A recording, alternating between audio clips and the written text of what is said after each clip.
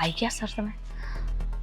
હા બોલું સર, આજે જ્યારે હું પાણી રેડતી હતી ત્યારે એણે મને ના પાડી કે અહીંયા ટીપું પણ પાણી નથી રેડવાનું.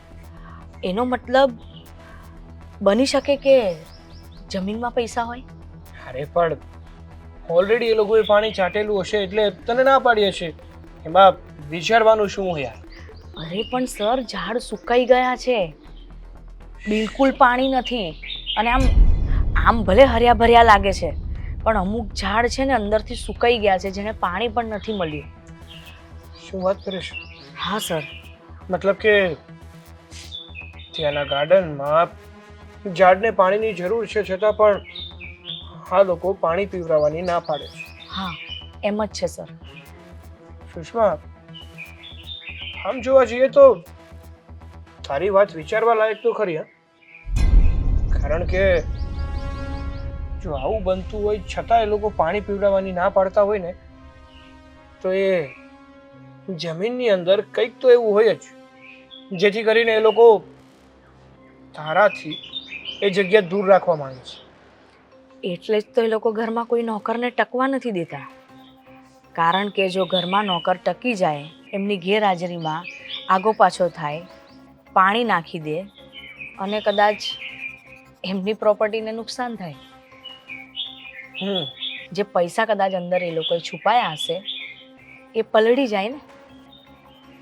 વાત સાચી છે તારી, બટ સાચું કહું ને તો મેં પણ આદિ સાથે ઘણીવાર વાત કરી છે અને એણે કીધું હતું એમ કે એ બ્લેક મનીને વ્હાઇટ મનીમાં કન્વર્ટ કરે છે. તો મારે જાણવું હતું અને ઇન્ફોર્મેશન મેળવવી હતી કે કંઈક ક્લુ મળે તો. એટલા માટે મેં મારા 2-3 ફ્રેન્ડને એની પાસે લઈ ગયો હતો આ બ્લેક મનીને વ્હાઇટ કરવા માટે, ખાલી તપાસ કરવા કે આમાંથી કંઈ આપણને સુરાગ મળે છે કે નહીં. પણ નહીં, હા, આદિ એટલું ચાલાક છે કે મને અત્યાર સુધીમાં કંઈ ખબર જ નથી પડવાતી. તો સર, હવે શું કરીશું આગળ? સુષ્મા, એ જ હું વિચારી રહ્યો છું કે હવે આગળ કરવું તો કરવું શું. એ તો ફાઇનલ છે કે આ આદિના ઘરમાં બ્લેક મની છે એટલે છે જ, પણ એ બ્લેક મની એ ઘરમાંથી બહાર કઈ રીતે કાઢવી ને એ જ વિચારવાનું છે, અને એ પણ એ જ લોકોના હાથે. સર, સ્વિમિંગ પુલ છે, સ્વિમિંગ પુલમાં પાણીનું એક ટીપું પણ નથી. અને આ જે નારિયેળના ઝાડ એ લોકોએ ઉગાડ્યા છે, લાગે તો ઓરિજિનલ છે, પણ જ્યારે એની પાસે જઈએ ને તો એના મૂળિયા જોઈને ખબર પડી જાય છે કે ઝાડ ઓરિજિનલ નથી.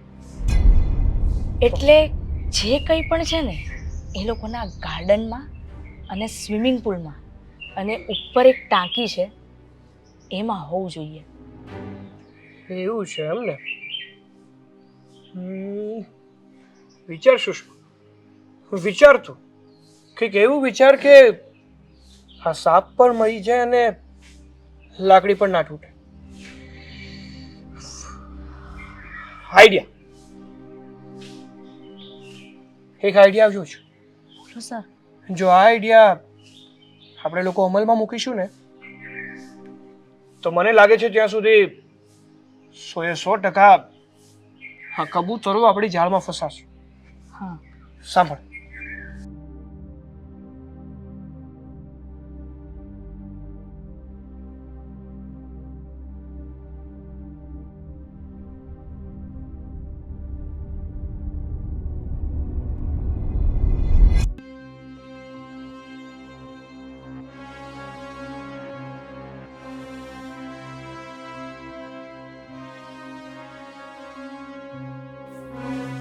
મમ્મી,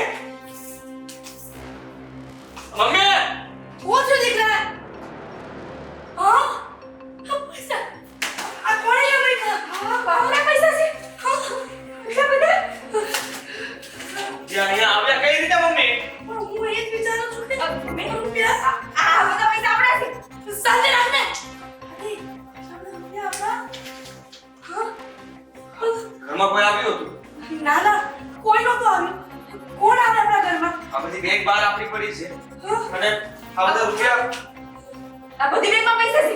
સાચું બોલો કોઈ આવ્યું હતું ઘરમાં આદિ કહું છું ને અંકિતા ઘરમાં કોઈ આવ્યું હતું ઘરમાં તો કોઈ નથી આવ્યું. મને તો ખબર જ નથી આપણે ઘરમાં આટલા બધા પૈસા છે. હા મમ્મી આટલા બધા પૈસા આપણા ઘરમાં છે તો 20 રૂપિયા કેમ હતા? એક નોટ તો 200 ની આપી હતી. બંધ થાને તું અત્યારે એ તો મગજ મારું કામ નથી કરતું કે આ રૂપિયા બધા અહીંયા આવ્યા કેવી રીતે હા મારા રૂપિયા ક્યાં છે? હોતા રૂપિયા. હા બધા પણ તમે સંતાડ્યા હતા બીજી જગ્યાએ ત્યાંથી જ આ બધા કાઢ્યા છે આપણા ઘરમાં કોઈ નક્કી આવ્યું છે હા મારા રૂપિયા આદિ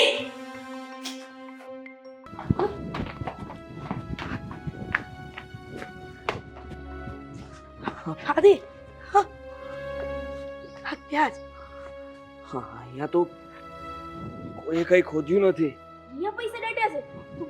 પ્રેમિશ શું બેસ ને કઈ ખબર નથી પડતી ને ભૂલે જ જાય છે આદિ અહીંયા તો બધું બરાબર છે. હા હા કાટ ત્યાંથી હું રાહ જોઈને જ ઊભો છું અહીંયા. કાટ ત્યાંથી કેમ ઊભો રહી ગયો? શું કાઢવાની વાત કરે છે આ કોણ છે? અરે આનો ભાઈ છે પૈસા કાઢવાની વાત કરું છું. પૈસા? અહીંયાથી પૈસા જ નીકળતા હતા ને. અરે ક્યાં ગાંડો થઈ ગયો છે હા હા કોઈ દિવસ ઝાડવાની જેથી પૈસા નીકળ્યા કઈ પૈસા આપતું ઝાડ છે ગાંડામાં જીવાત થઈ હતી એટલે મમ્મીએ મને કીધું દોડીને આવ્યો કે મારા ઝાડને જીવાત ચડે મને બિલકુલ પસંદ નથી હા ઓહો સુષ્મા જોયું? હા સર જોયું. સર સર હા ઓ આ ઘરનું કામ કરે છે ને એટલું પૂરતું બરાબર છે. આ સર બના ચક્કર શું છે બધા ઘરમાં અમારા? કહું છું ને સાંભળશો તો ખબર પડશે ને કે હું કોણ છું, આ કોણ છે. પેલા સાંભળી તો લો. હા અમે છીએ કોણ? સંભળાવો કે તમે કોણ છો? અમે બંને ઇન્કમ ટેક્સ ઓફિસર છીએ.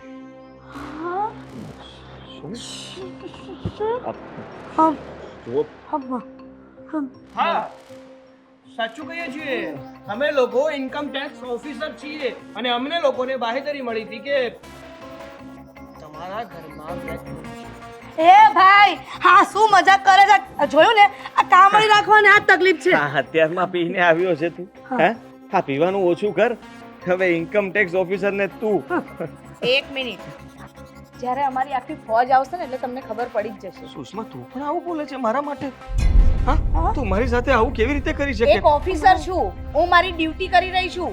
અત્યારે હું સુષ્મા નથી અને આ અમને મોકલવામાં આવ્યા હતા કે તમારી તપાસ કરવા માટે કે તમારી પાસે બ્લેક મની છે. છે જ ને ક્યાં છે સુષ્મા કેવી વાત કરો હા કોઈએ રૂપિયા પાથરા છે હોલમાં જોઈ આવો એ તમે લોકો પકડો હા ઓકે કઈ વાંધો નહીં. હમણાં જ અમારી ટીમ આવે છે અને અહીંયા કઈ જ નથી ને. હા જીવાત થઈ ગઈ છે એટલે દવા છાંટવાની છે ને.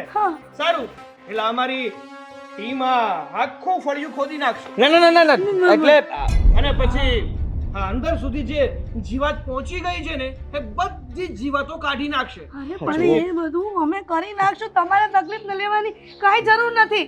ના આ તો અમારી ફરજમાં આવે ને કે જે વ્યક્તિ જેન્યુઅન પર્સન છે એની મદદ કરીએ. છે ને તમારે છુપાવવાથી કઈ ફાયદો નથી. એક મિનિટ સર હું ડોલ ભરી લાવીને છે ને આમાં પાણી રેડું છું. એક મિનિટ મેં બોલે સુષ્મા રહેવા દે હા પાણી નહીં રેડતી બગડી જશે બધું શું બગડી જશે? હા કાંઈ બગડી નહીં જાય પણ જુઓ તમે સાચે ઓફિસર છો તો સુષ્મા તું મને ઓળખે છે હું તને ઓળખું છું મેં તારી કેટલી વાર મદદ કરી હતી તને રૂપિયા આપ્યા હતા ને હા થોડા રૂપિયા વધારે આપી દઈશ પ્લીઝ તમે લોકો અહીંયાથી મતલબમાં જતા રહો ને આવું શું કામ કરો છો હા તું કાર્ડ નહીં બતાવ પ્લીઝ સાચું છે ભાઈ. રૂપિયાની વાત કરે છે. આ જે પણ કઈ કરી રહ્યા હતા ને એ તમને લોકોને ખુલ્લા પાડવા માટે કરી રહ્યા. અમે લોકો કોઈ બીજા નથી. ના તો આ કોઈ ખામવાળી છે અને ના તો હું કોઈ દારૂડિયો. હવે ખુલ્લા પડી જ ગયા છો તો તમે તમારો ગુનો સ્વીકારો ને એમાં જ તમારી ભલાઈ છે. જુઓ પૈસા છે મારી પાસે પણ એ પૈસા મારા છે અને કાયદેસર હું મતલબમાં ટેક્સ ભરી દઈશ. વાહ જે વ્યક્તિ અત્યાર સુધી ટેક્સની ચોરી કરી પૂરતો ટેક્સ ભર્યો નહીં અને જ્યારે એની ઘરે જાન આવીને ત્યારે એને સમજાય છે કે એ પૈસા એના જ છે. હકીકતમાં એ પૈસા તમારા છે. જો એ પૈસા તમારા હોત ને તો પહેલેથી જ તમે પૂરતો ટેક્સ ભર્યો હોત અને આવી રીતે બ્લેક મની સંતાડવાની કોશિશ તો ના જ કરી હોત તમે. તમને ખબર છે કે બ્લેક મની રાખવી કેવડો મોટો ક્રાઇમ છે? તમારી સાથે શું થઈ શકે છે એની જાણ છે તમને? તમારું આ મકાન, તમારી બધી જ પ્રોપર્ટી, તમારો બિઝનેસ, બધી જ જગ્યાને સીલ લાગી શકે એમ છે. તમે લોકો એક જ દિવસમાં મહેલોમાંથી રોડ ઉપર આવી શકો એમ છો. હું સમજી શકું છું કે મારાથી બહુ મોટી ભૂલ થઈ ગઈ, માનું છું, પણ મેં શરૂઆત નાના ટેક્સથી બચાવવાથી કરી હતી. પછી થયું કે હું કમાઉં છું તો હું શું કામ આપું પૈસા. એવી રીતે ધીમે ધીમે બધા જ પૈસા બચાવતો રહ્યો. 1 રૂપિયો પણ નથી ભર્યો અને બધા રૂપિયા અહીંયા સંતાડેલા છે. પણ તમને કહી દઉં છું કે પ્લીઝ આપણે જે પણ ભરવાનું થશે હું ડબલ ભરી દઈશ, પણ માફ કરી દો, મેં ખોટું કર્યું છે, મને જેલમાં નહીં મોકલતા. 1 મિનિટ, જેલમાં તો તમને જતા હવે કોઈ નહીં રોકી શકે. હા, જે કંઈ પણ છે ને, જો ત્યાં કેમેરો લાગેલો છે, ત્યાં કેમેરો લાગેલો છે, બધે સીસીટીવી કેમેરા લાગેલા છે. કારણ કે આવી રીતે અમે જો રેડ પાડીએ ને અચાનક રીતે, તો અમે આ બધું સીસીટીવી કેમેરા એ પહેલા લગાવી દેતા હોઈએ છીએ, જેથી અમે કોઈ ગુનામાં ના આવીએ. અને તમારો ગુનો તમે જે કબૂલો ને એ આપોઆપ અમારા સર જોઈ લે. પણ મેડમ, હવે તમે એક ભૂલ થઈ છે ને માફ તો કરી શકો ને.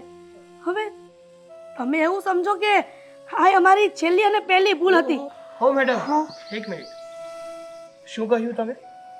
કે તમે ભૂલ કરી છે એમ? તમે લોકોએ ભૂલ નથી કરી, પણ તમે દેશના ગુનેગાર છો. તમને શું લાગ્યું કે તમે જ કમાણી કરો છો તો એનો થોડોક પણ ભાગ દેશને ના મળવો જોઈએ? અને તમારી જ જેમ દેશનો હરેક નાગરિક એવું વિચારશે તો દેશ કેવી રીતે ચાલશે? સમજી શકું છું. તમે એ જ કહેવા માંગો છો ને કે અમે લોકો પૈસાની ચોરી કરીએ છીએ અને મધ્યમ વર્ગ, ગરીબ વર્ગ બચારા દરેક વસ્તુમાં ટેક્સ ભરે છે.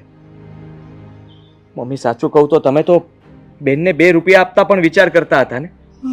આપણે 1 રૂપિયો બચાવવાની કોશિશ કરતા હતા, પણ આપણે બચાવી નહોતા રહ્યા. આપણે આપણા દેશ સાથે ખોટું કરી રહ્યા હતા. આપણા દેશમાં ગરીબ લોકો વધારે ગરીબ થતા જાય છે. એનું કારણ છે કે સામાન્ય વસ્તુઓ લેવા જાય ને તો પણ એને કેટલો ટેક્સ લાગે છે. સરકાર બીજું કરે તો કરે શું? જો આપણે ઈમાનદારીથી ટેક્સ ભરી દઈએ તો એ લોકોએ વધારે કોઈ વસ્તુ માટે ટેક્સ ન ભરવો પડે, વસ્તુઓ સસ્તી થાય અને એ પોતાની આજીવિકા શાંતિથી જીવી શકે. હા, અને અત્યારે દેશમાં એવું જ બની રહ્યું છે કે જે વ્યક્તિ બહુ અમીર છે, પૈસાવાળો છે, એ વ્યક્તિ પોતાનો પૂરતો ટેક્સ ભરતો નથી અને બધો જ ટેક્સ એક મધ્યમ વર્ગના વ્યક્તિઓ ઉપર આવે છે. Sorry madam, sorry sir. હવે જેટલો પણ ટેક્સ થશે ને અમે સરકારને આપી દેશું. હવે ક્યારેય અમે દેશના ગુનેગાર નહીં બનીએ. અને આજ પછી પ્રતિજ્ઞા લઈએ છીએ, અમે જે પણ વસ્તુ લેશું ને એનો કોઈ દિવસ ટેક્સની ચોરી નહીં કરીએ. ગુડ, પણ સોરી, મારે તમને અત્યારે લઈ તો જવા જ પડશે. ના ના, ચલો. કઈ રસ્તો હશે વચ્ચેનો, કાઢો ને. તું ચૂપ બેસ ને. ચાલો મેડમ ચાલ ને.